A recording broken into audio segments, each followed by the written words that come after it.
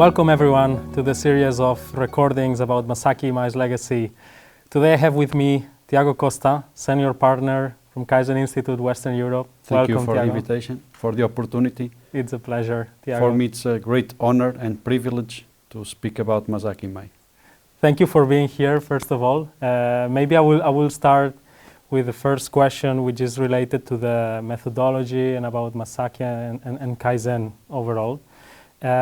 You know that Masaaki had a lot of messages for us. We repeat them every day to our clients, internally to our teams.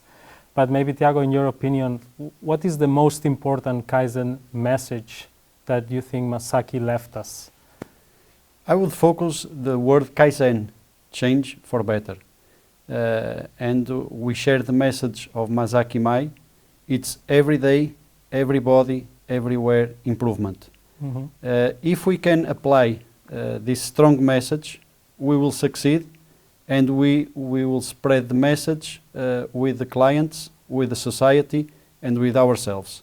When we talk about everyday improvement, that means today we can be better than yesterday, and for sure that we need to be better tomorrow than today. Mm-hmm. When we talk about everybody, we need to engage all the structure that is surrounding us, being the top-down in the company, multi-skilled activity, so we need to create a mastermind team around us. And when we talk about the everywhere, that means we can do Kaizen in all aspects of our life, being the professional or the personal life, in every type of company. It can be an industry, it can be logistics, healthcare, it can be a project company, retail, business. This is the challenge that Masaaki Imai, in a simple way, but very effective way, shared to us. Kaizen is change for better, everybody, every day, everywhere. I think that's like the main message, right? That one of the most important that Masaaki was always repeating to everyone.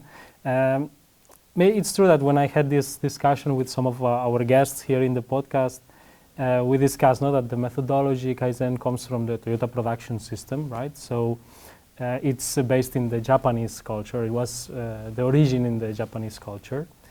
How do you think all these messages, all these teachings, the methodology itself has adjusted or adapted to our culture? What is your view on that? We try to be as more pragmatic as possible. Simplicity is the beauty. We need to be effective without generating too much complexity. We need to apply the principle of Kaizen with practice over tools. And this was one of the main messages that we were getting. More than just focusing on the tools is our way of thinking and our way of acting. So the practice is much more important than the tools itself. Then the importance of the standardization. The standards is the best way to do some task. And when we are standardizing, we are already improving. So this is the basics that we need to make sure that we apply every day. It comes from the Japanese culture. Mm-hmm. In the Western culture, sometimes we want always something different. If we are effective applying these basic tools, we are already improving and we are already getting better results. Mm-hmm. I think we were in Japan not long ago. Also were together there, and I think one of the things or one of the main cultural things that we saw in Japan was this improving every day, right? Like the culture itself. But one of the topics that also Masaaki was mentioning a lot was the muda, right? So muda as waste activities, or that they do not add value.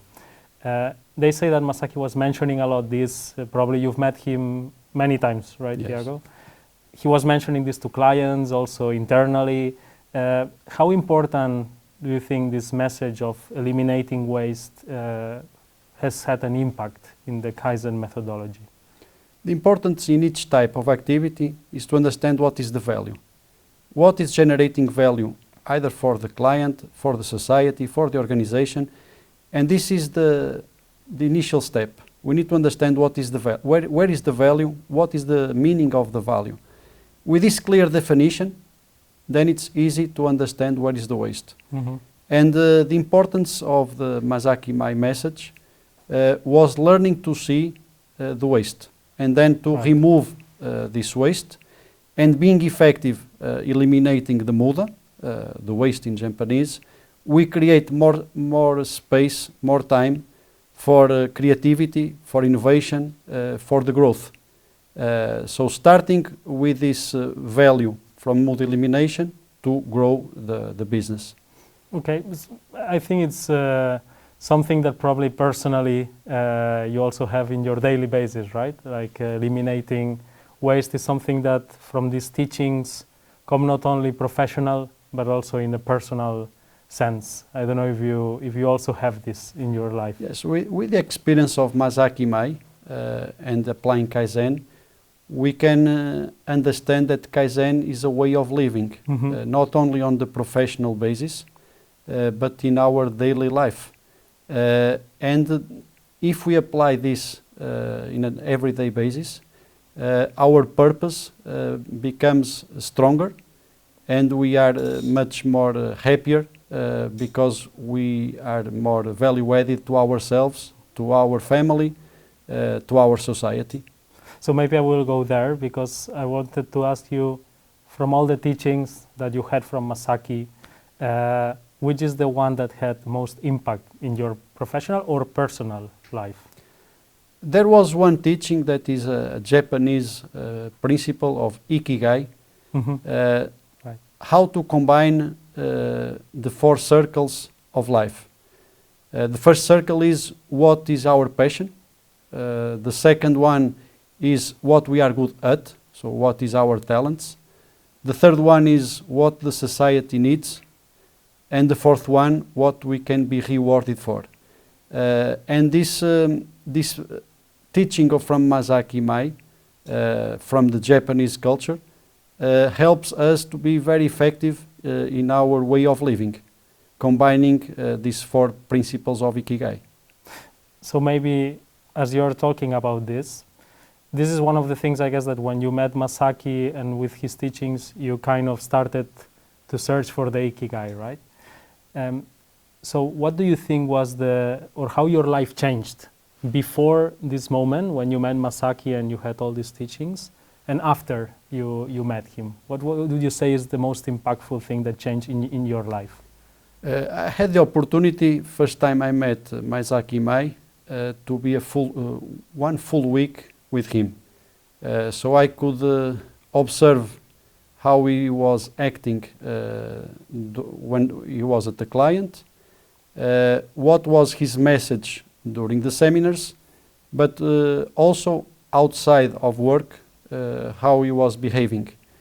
And one very important message that I got from him was our daily behavior. So we need to apply Kaizen in our daily habits, in our daily behavior. And when we are at the client, we need to understand that we are provoking the transformation, the change. So sometimes we can be seen not as a consultant, but as an insultant. And Masaaki Imai did this with a very effective way of communicating, because he could tell some funny story, at the same time being provocative to the client and changing the habits of the persons that were listening to him. But he told me, from insultant, you need to become very quickly a resultant to achieve a quick win and to deliver strong, consistent results for the client. If you deliver the results, you will create a good rapport and you will create a good reputation, individually and for Kaizen Institute. So I try to apply this on my daily activities. Great, great. I really love that, Tiago. Thank you. Maybe talking about stories, do you have any story that you could share with us when you were with Masaaki at some client, or from any client that met Masaaki that you know? Masaaki Imai was a person full of sense of humor, humble, respecting people, but at the same time trying to be provoke the change of the customers. And he always starts his message with some stories, sometimes real stories, other times metaphors. And he was telling one story that I always remember about a race horse.